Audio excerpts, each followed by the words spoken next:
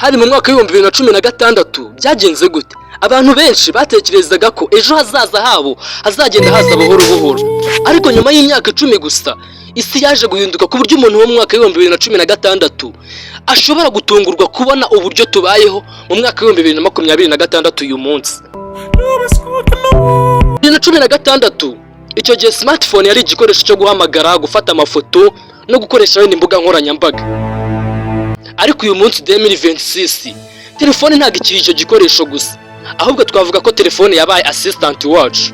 AI ishobora kudufasha kwandika iki gihe, ikadufasha gukora amashusho, ikadufasha kwiga ibintu byinshi, ndetse ikadufasha gukora imirimo myinshi mu gihe gitoya. Ese 2016 akazi cyangwa se imyuga byari bimeze gute? Abantu benshi icyo gihe batekerezaga ko akazi gakorwa gusa ari ukujya mu biro ugakoresha mudasobwa n'impapuro. Ariko uyu munsi 2026 uburyo bwo gukora bwarahindutse. Abantu uyu munsi bashobora gukorera aho bari hose, ahantu ari hose akazi kabo kakagenda neza.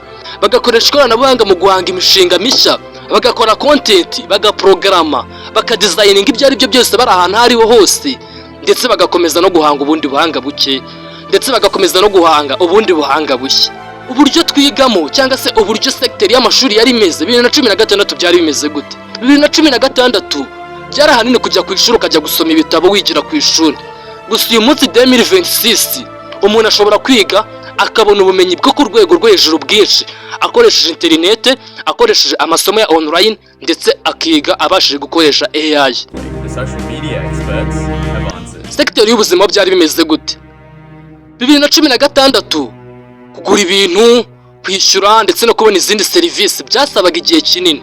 Ariko uyu munsi 2026 ibintu byinshi bikorwa kuri telefone. Ikoranabuhanga riri guhindura uburyo dutemberamo, riri guhindura uburyo dukora, riri guhindura uburyo tuvuganamo n'abandi bantu, ndetse ikindi ikoranabuhanga riri gukomeza guhindura n'uburyo dutekerezamo. Gusa ikibazo gikomeye si ukumenya uko isi yahindutse gusa mu myaka ishize, ahubwo ikintu tugomba kwibaza, ese mu myaka 10 iri imbere isi izaba iri he? Ninde uzabasha kurokoka imyaka 10 iri imbere? Twe tuzaba tumeze gute? Ikoranabuhanga rizaba rigezeye? Uyu munsi kuri Rashup Media twe twakurikiranye inkuru z'impinduka ukuntu AI irimo guhindura isi, ukuntu technology irimo kugenda ihindura isi. Kora subscribe na do following. Ni Rashup Media, twongere duhure mu kanya. Turishwirisubiza buri muhamagaro. Rashup Media ivuga inkuru.